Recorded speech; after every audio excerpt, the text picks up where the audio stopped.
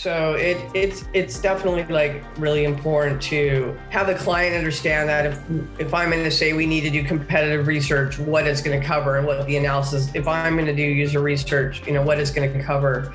If they already feel that they've nailed it, they have a prototype, which is very common. If I get involved with the startup or enterprise, I'll say, well, have we tested the prototype? Typically no. Have you done landing page experiments? Typically no.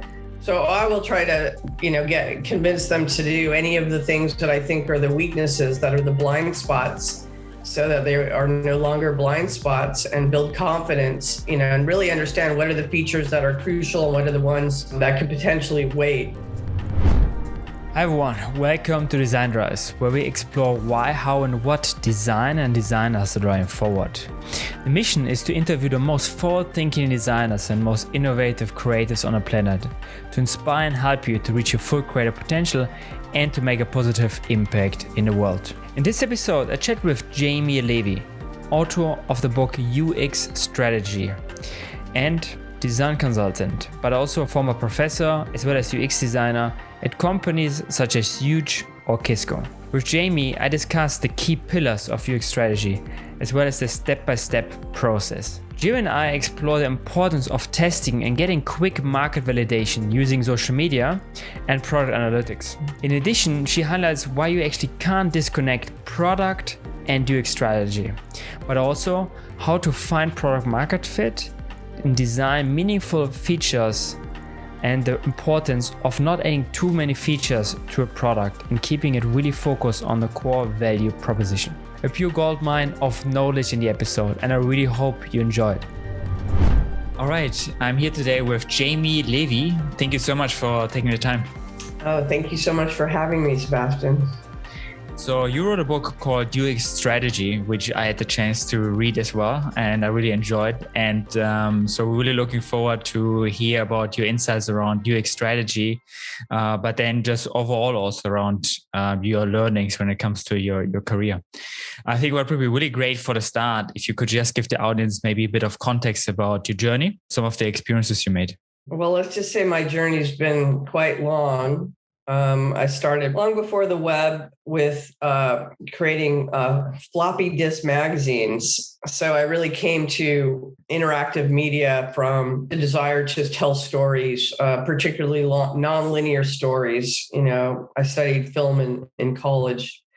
But once the web came out, I decided, obviously, because I already had skills making interactive content, to continue on that path. And I started, I was a creative director of a big online magazine called Word, and then, had to survive somehow the New York.com experience, which was very crazy and competitive with lots of money. I had a funded startup, so I have the experience of being a startup founder, and we made content, we made websites, of course, and a lot of prototypes. I was always really into pushing, interfaces, to create innovative experiences. And then after 9/11, I came back to Los Angeles, where I grew up, and started a family and needed a stable career. And there was this thing called information architecture. They're calling it interaction design, user experience design. I was like, whatever they want to call it, it looks like what I do, which is this weird intersection of being able to design, manage, and even code, if necessary, everything, and that it's better for me to oversee these things and really have my opinion on the strategy. And so that was when I started climbing the ladder in the agency world of being mid-level, lead, manager, director, until I realized then that all I really wanted to do was strategy. I didn't want to manage a bunch of people unless they worked for me and I was margining on them. So I started my own product strategy consultancy in 2010. And then by 2015, after also teaching part-time this entire 30-year career, I noticed there was no book on product strategy or UX strategy. So I wrote one, and it became a bestseller And I had a lot of help, editors who helped me make it good, because I wanted it to be good enough to be a college textbook, and also a how-to guide for anybody, who is aspiring strategist. So I wrote the first book. It did really well. It still has kind of holds its own in terms of there not being another book out there like it for teaching product strategy techniques. And so that was why I did the second edition during the pandemic, which is a fine time to write a book because there's nothing else to do. And so now the second book is out, and I'm hoping the pandemic's over so I can start touring like before and doing workshops and meeting product makers worldwide. It's awesome. Yeah, I think there were, a couple of very contextual insights you gave also in your book regarding things, how UX strategy also changed during COVID, and some of the things that might have to be adapted in that kind of new world. So I think there were also, a very contextual and new learnings I think you had the chance to put into the book then. Was there any project in your career where you've for the first time noticed the positive impact that you can drive to your work as UX strategy? Any kind of particular favorite project that comes to your mind where it really clicked for you when it comes to the positive impact you can do through UX strategy? I was doing product strategy when I was conceiving even my earlier work, but that was my work for me. So of course I could have the strategy, and because I was the boss, or even for my .com, it's like I was the boss. So of course I could do product strategy, but product strategy, when you're not the boss, is really about building consensus and working with others in collaboration and getting buy-in and getting people to see your ideas. And so what that takes more of is being able to understand how to involve other people on the team and the stakeholders so that they are along for the ride, that you don't just come at the very end of your strategy phase and say, okay, here's what the product is. That's a really difficult way to get people to buy in. And so I think the big thing I learned was once Lean Startup came out and I moved into the world of running experiments, making lightweight techniques, having the stakeholder involved, that was when things shifted. And the biggest shift was during this first startup. While Lean Startup was, we were just trying to figure out like how to augment everything. So we were doing things in this sort of, build, measure, learn framework. And I did this guerrilla user research study. We used a cafe. The startup founder was building a service to help people who were addicted to drugs, who were looking for rehabs in the United States. And I don't think this is the same for Germany or the EU, but in the US, it's a private business. So if somebody's addicted to drugs, and if they don't go to jail, there are other choices to pay, $20,000, $50,000 a month to go to these really expensive rehabilitation centers. And so he wanted to build a platform to help them negotiate and find better deals. But nobody had signed up on his website after a year, and he had spent $1 million. And he kept telling me, oh, just redesign it, Jaime. It's the UX. The UX is bad. And I said, I don't know if just making it work better is going to get you more customers. So I convinced him that we just create a prototype that even looked better and have it, and then have I recruited people who were former drug addicts and alcoholics to come meet us at this cafe. And I had the stakeholder take notes as if he was my note taker, even though he was in his 60s. I'm like, he's a note taker. Don't just ignore him.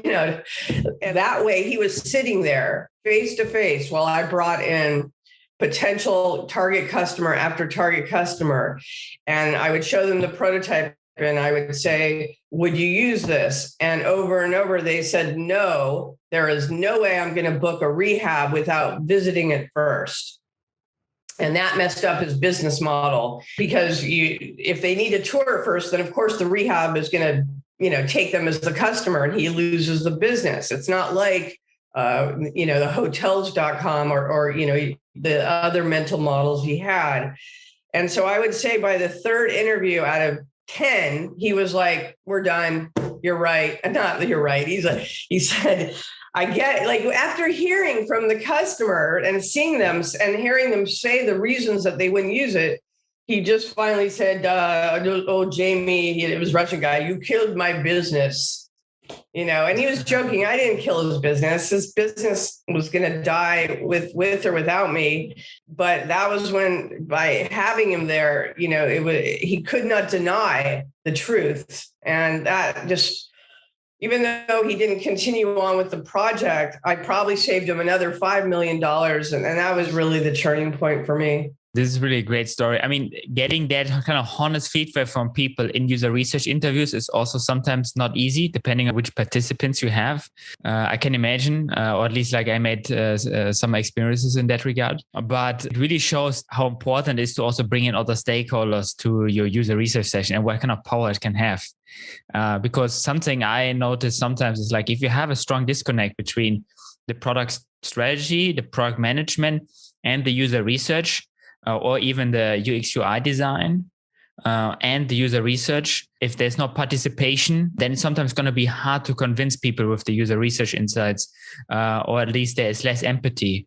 And I think your story really shows like, if you have the chance to bring in the founder or really like a key stakeholder of a company, it can really open people's minds. Yeah. That having evidence is a lot better than just telling people their idea won't work. Oh, I know more than you. I've been doing this for so long, blah, blah, blah. Yeah. That doesn't work.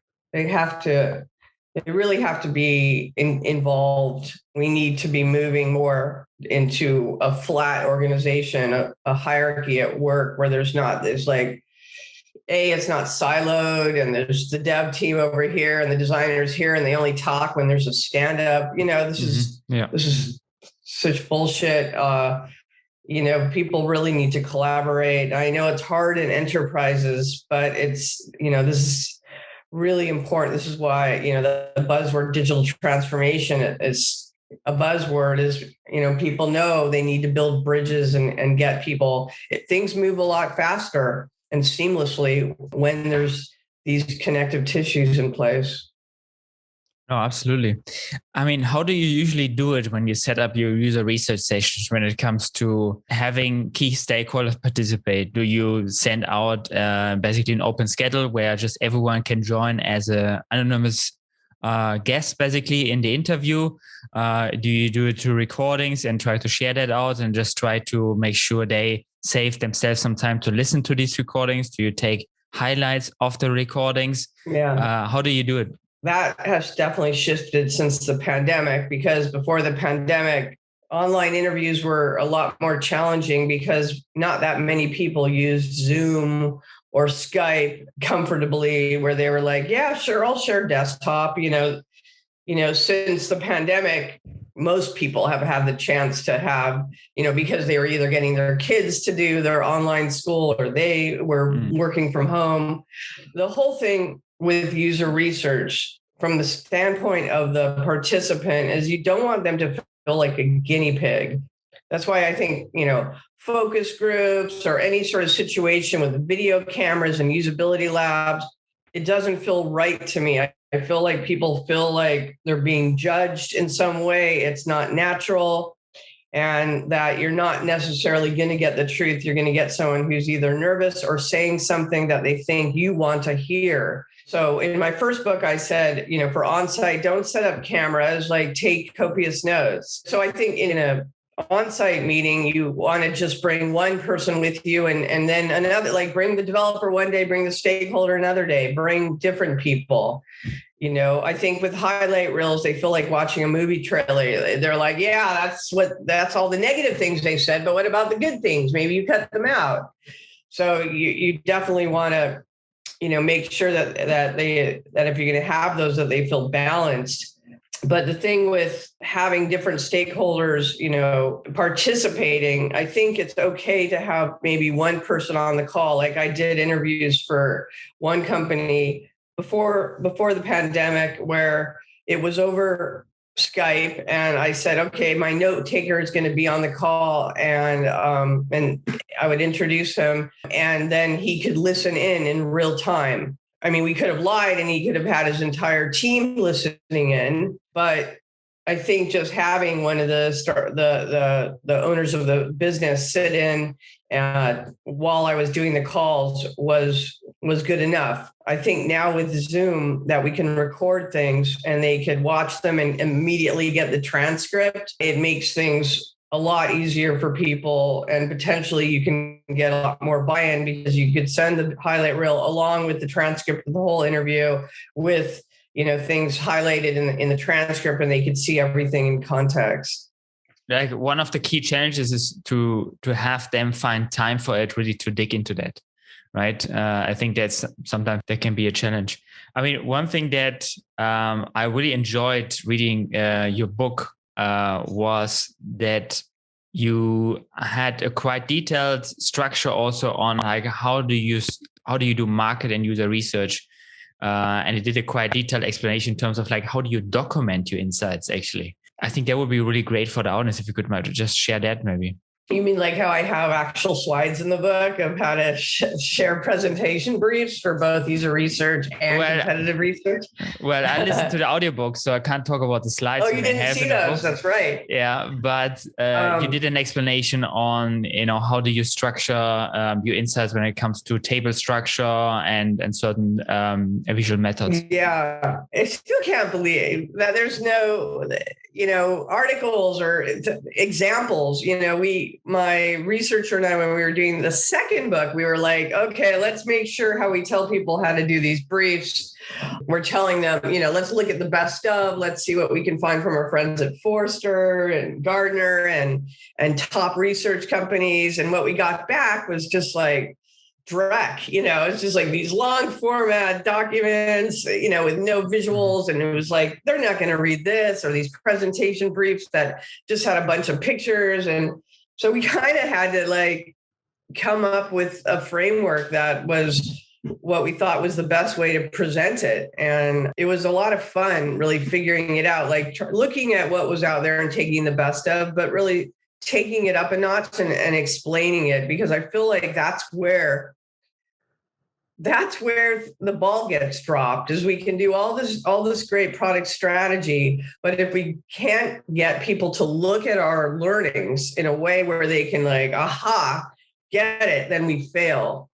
And so coming up with this way to explain it, and by the way, there's reference images with the Audible book. I mentioned it in the Audible book, and I'm going to be updating the files to mention it more, just so people know that they're on the web. I think, as you mentioned, it's really important to have that kind of reference for them to see things in a visual way and break it out between. Did we validate the value proposition? Did we validate the business model? Did we validate the key features, or more likely invalidate? What are the additional insights? Just laying things out in a very clear way is just really important. So I was really excited to actually include Volkswagen's case study in the book, which is in the reference images. I'll send you the link if you didn't hear that part of the audiobook. So I actually have a slide from one of their briefs that they presented to stakeholders of their landing page smoke test. And it was so great to have this deliverable from not only a non-American company, some big German company, an enterprise, international company that's doing innovative experiments. And to have that slide, I thought that was like the thing when Sebastian gave it to me. I was like, I have to have this in my book, because then people will believe me that these companies are running experiments and that stakeholders are looking at them. So yeah, you touched on something that is really big, I think. So when it comes to picking the right focus points within your UX strategy phase, I mean, you already mentioned market research, user research, running experiments, etc. How do you balance that, and how do you find the right scope basically for a client? Definitely, you need to talk to them about where they're at in their own process and what are the things about their the solution that they have in mind that are still in the land of assumptions, and they are just saying, oh yeah, we think this, but they haven't proven it. You need to know what are the knowns and what are the unknowns and attack the unknowns. So let's say they have amazing competitive research. Yeah, right. They always say they do, and they rarely do.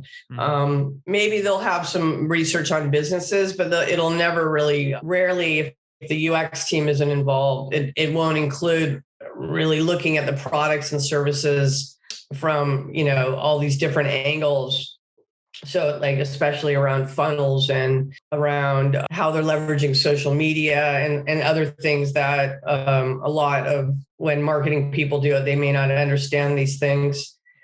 So it's definitely like really important to have the client understand that if I'm going to say we need to do competitive research, what it's going to cover and what the analysis, if I'm going to do user research, what it's going to cover. If they already feel that they've nailed it, they have a prototype, which is very common. If I get involved with the startup or enterprise, I'll say, well, have we tested the prototype? Typically no. Have you done landing page experiments? Typically no. So I will try to, convince them to do any of the things that I think are the weaknesses, that are the blind spots, so that they are no longer blind spots, and build confidence, and really understand what are the features that are crucial and what are the ones that could potentially wait. It's still hard to believe that you can come into a company and you ask them if they have done user research on the prototype, and they still say no these days. But otherwise, like, how do you come up with the prototype? I'm wondering. One of the topics you also touch in your book is benchmarking. You have done a lot of benchmarking on other products as part of your UX strategy work. How do you approach that usually, the benchmarking part, and when do you think it's necessary in the UX strategy work, and how do you pick the right competitors and products to choose from? Right. So that's deep in chapter 5 on how to do the competitive analysis. And basically, once you've done all the research, so let's say you have a spreadsheet and you have all your data points on, how much traffic do they have, or how many downloads of the app, how are they leveraging social media, what are the revenue streams, and you have all that, and you've gone through the next step, which is color coding it and really figuring out like what are the companies, like the green, these guys are doing really well with this thing, or red, they're doing poorly. This is something I laboriously explained throughout the book. I know it might be a boring chapter, but it's the most important one for doing this stuff. And if for someone who wants to do strategy, when they hear terms like SWOT analysis or benchmarking, they're like, I don't have an MBA. So I explain how to do that process so it isn't so scary. And so the benchmarking comes into play once you've looked at the competitors and you see what's good about them, what's bad, and you've done a SWOT analysis from the competitor's perspective, where you're saying these are their strengths, these are their weaknesses, here's the threats, here's the opportunities for them, and then it's time to start really benchmarking, so you could take a stance and say, okay, these are the ones that are the most threatening, these ones, and not so much. But in order to do benchmarking, good data out requires good data in, right? Garbage in, garbage out. So really, I teach a very systematic way to do benchmarking that isn't so scary, that somebody with an MBA could definitely do, as long as if you're capable of following a recipe to make food, you definitely can do a competitive analysis. Mm-hmm. Well, it's actually something I really enjoyed reading, because you did a quite hands-on advice there, and it was really, I think, really interesting to hear how you actually do it in terms of the overall structure. So one thing I think that's also interesting is that in your book you talk very often about social media. Even if you're benchmarking part, you're talking about social media, right? I mean, social media I would consider more as marketing, right?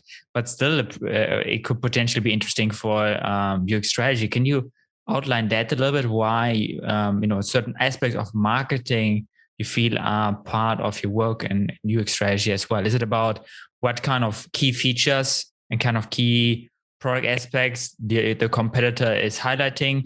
Or what's your general thoughts on the intersection between UX strategy and marketing? I think in many cases, certainly with e-commerce, the social media is tantamount because it's the top of the funnel. You can spend, large amounts of money running Facebook campaigns or Twitter campaigns or LinkedIn campaigns or whatnot. And that it gets very expensive and people see them as sponsored ads. They're not as legit as when another person shares, hey, I'll just use myself as an example because I'm a business as well.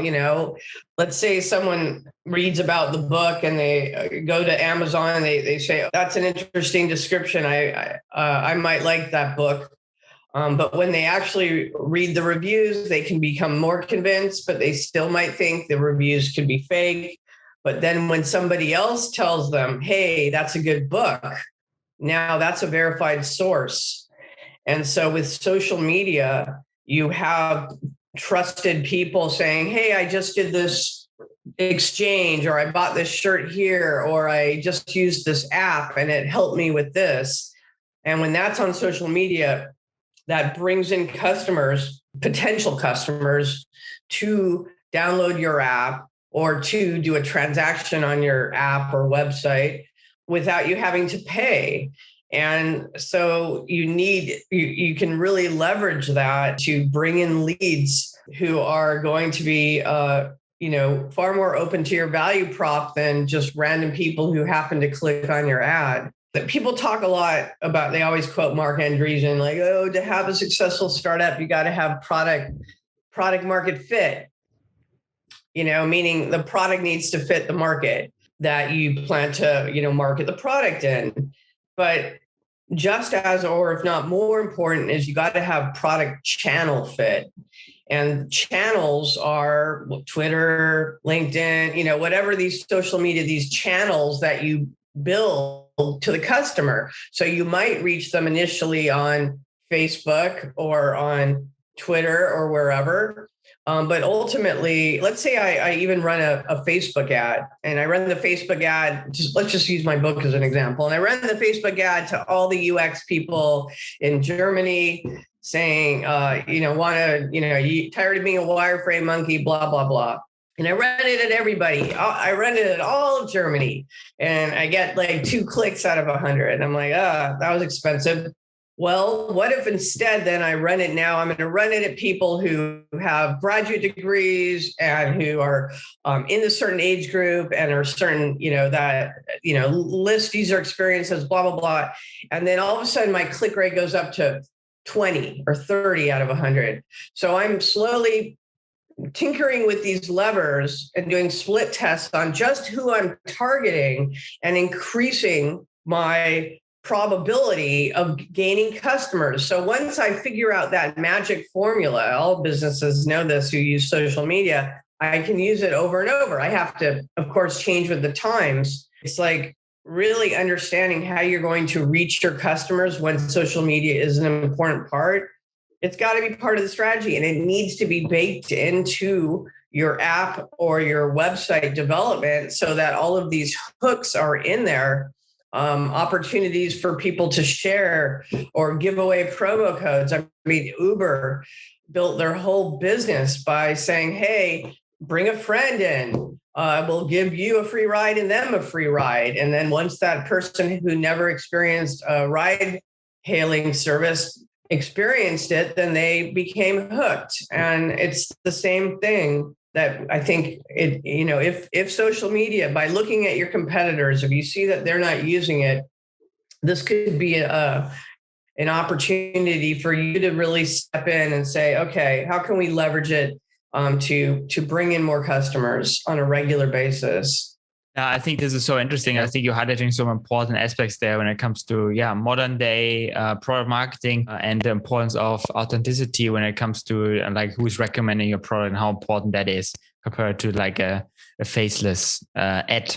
Super interesting. You already mentioned split test, and you were mentioning also in your book the topic of smoke test.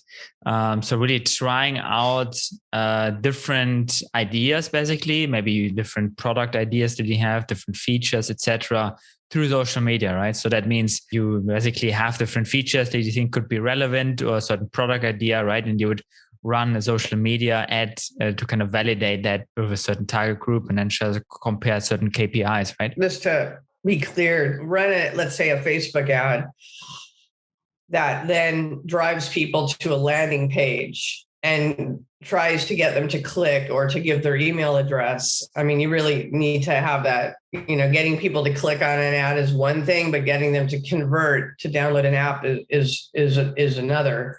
And so that's part of that for sure. I'm wondering, how do you usually approach that process? So when do you think that is a necessary part of your UX strategy work? When you try to incorporate it into the work? Maybe you don't do it with every project, but there are certain projects where maybe you think it's a relevant part. So that would be the first part of the question. The second part is, what every click in a funnel reduces, you always have people falling off, right? So basically with each click, basically you have people, that you lose. Right. So Also I'm wondering, how do you balance that considering the amount of data you maybe need? Whenever you're not sure who your customer segment is. Yeah, I don't like Facebook or Zuckerberg for sure. But as far as micro targeting and the algorithms on Facebook, I like that a lot for learning. So if you aren't sure if you do have a product that you could market on the internet. One of my clients right now is a healthcare company that has a product for patients and their caregivers. And so even something in the healthcare sector that isn't being monetized by sales, there's an opportunity to create a landing page and an opportunity to run ads or to post queries in Facebook groups, try to get feedback and figure out if the idea that we have, our business concept, even if it's we only have a few screens, that's enough to get in front of people to elicit feedback. And so really figuring out how you're going to target those people and be able to start collecting evidence, I feel like it's very important. If you even look at Alex Osterwalder's business model canvas, you'll see there's a component box in there for channel, so obviously it's very important component of a business model.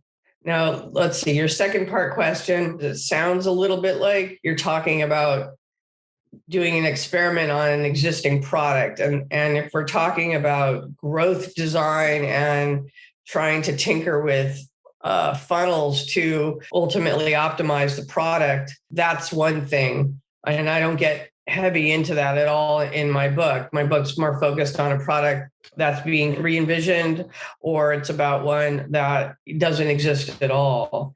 And so for me, it's more about thinking about, okay, we're going to do a small study. We're going to spend $100, let's say, on advertising to bring people to a landing page. Or we're going to do a small study and put a prototype in front of 5 people. We're going to get back some signal, whether it's from the landing page or from the prototype, in terms of what percentage of them are interested in certain things. Then we're going to either, build, measure, learn. We're going to either change the product and do another study, maybe of the same size, or we're going to double down and say, okay, well, this group really liked it. Now let's increase the sample size of the participants. So it's really about trying to get a stronger and stronger signal.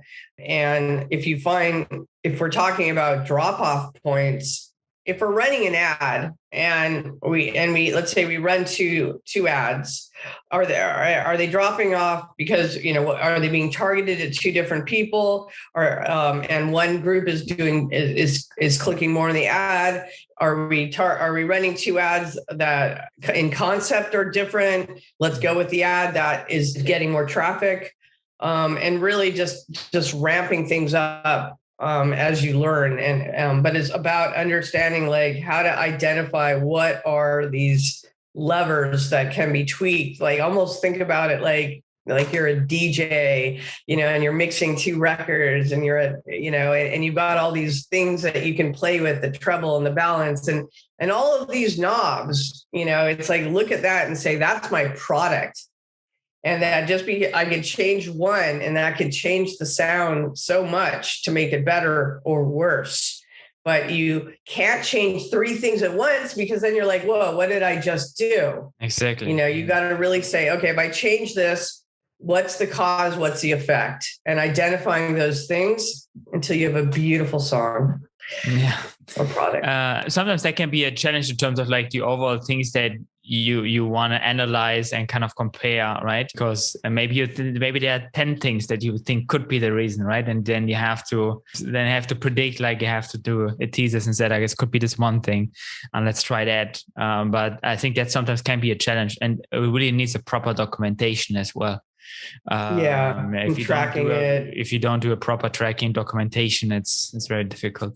Yeah. I mean, that was why I created the new tools in my toolkit that comes with the book. It's for free for anybody. If you go to userexperiencestrategy.com, my product strategy toolkit, you can just fill in your email address. It'll send you a link, and then you've got the toolkit. There are two different new tools in there, one for landing page experiments and one for user research, to help people with the documentation, to help people state their hypotheses, to figure out what it is they need to learn for designing the experiment. Because when people move into this multivariate testing, meaning they're changing 5 things at once, how do you isolate? What is the thing that worked?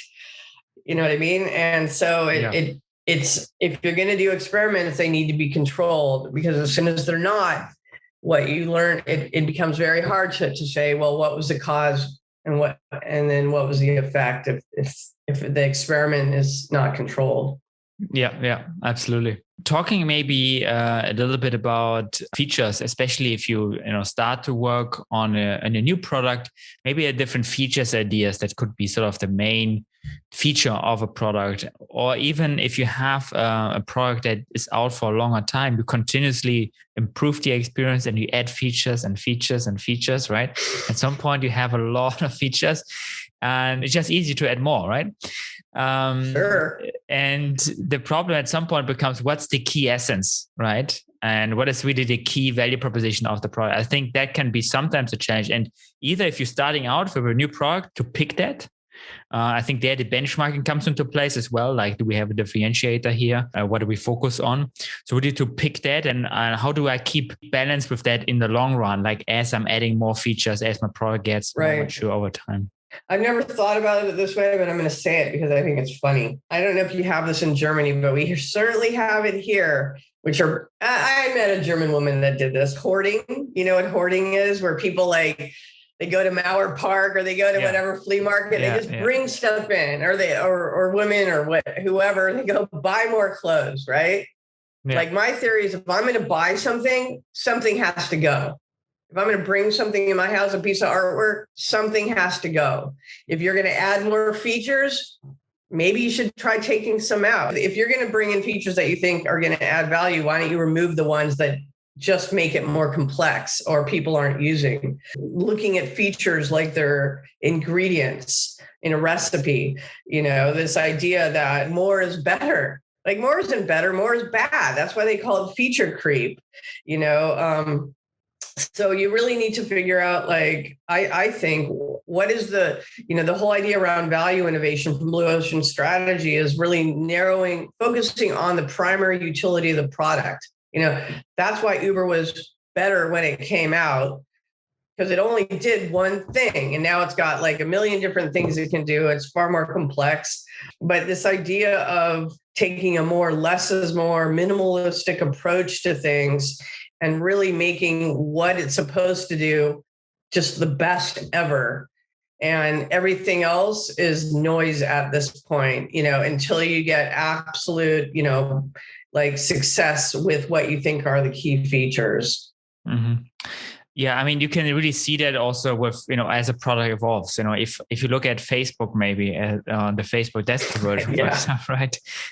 When the product started out compared to what you can do there these days, right? I mean, like there is just endless amount of things you can do, but where a lot of people don't even know about all the functionality. If you ever try to use WeChat, it's like Facebook plus this plus that, and it's like I messed around with it, especially when I was in China, and I was like, I can't figure this thing out. It's so over featured. Of course, it's very successful, but I bet a lot of its success is because it came first to market with something. So if you are not first to market and you're coming in with a new product, you really need to say, okay, how can I have differentiation without, being over featured, and really just focusing on doing, what you say you're going to do, really, really well. So you're just, making the competition irrelevant. I mean, that's what it's all about. Yeah, definitely not the easiest task, because it's not just it's not just maybe the technology team has invested a lot of time into developing these features. Maybe there's even a certain business cut on it. It's definitely a hard challenge to throw things out of the window as the product becomes more. And you can see this with so many products that they're just losing their what made it fun in the beginning. Yeah. Oh God. Yeah, I know. I have this one company I'm working with, and we did everything right for the strategy part. And then I talked to someone on the team months later, and he's like, yeah, the developers just like, they ran out of time. So they just like willy-nilly threw this out and threw that out. And it's just not the same product. And it's like, how did these guys get to have this level of control or influence where they're deciding on a holistic level what should be in the product or not based on, the technical level of effort? Like, get rid of them, like gone, like if they can make those decisions and not elevate them and just allowing that to happen, that's like a disease.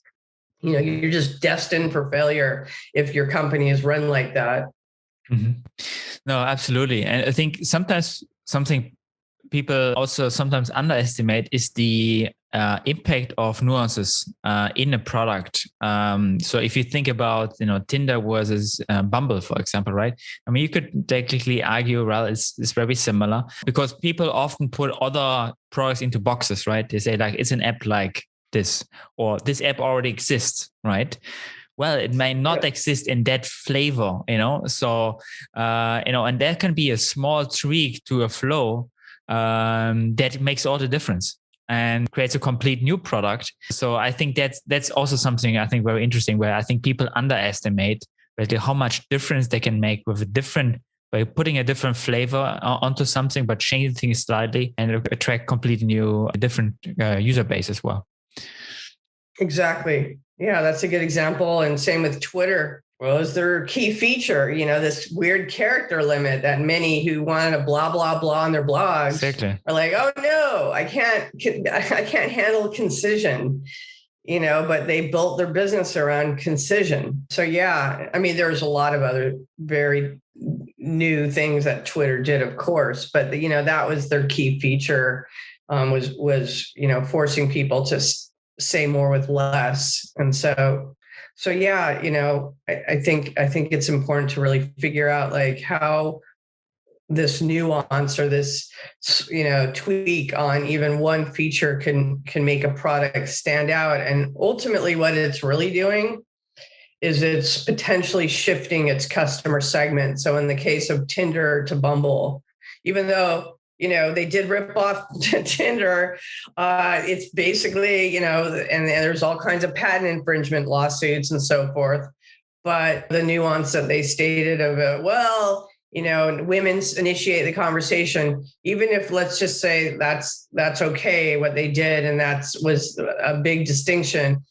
It is enough to bring in a more mature group of people who might be more serious or about relationships, who might be older, might be it might be more comfortable for women. And so we've seen over time how something like that can really change. It can define the success of a product by building an audience that's frustrated with one product and saying, okay, what are they mostly frustrated with? And then fixing that. Well, you're touching on something very interesting there, Twitter, right? I mean, one thing they're doing is they implement friction, artificial friction into a product to basically to make it different and create a different experience, right? And I mean, if you think about the character limit, it would be so easy if you think about a comparable different product, right?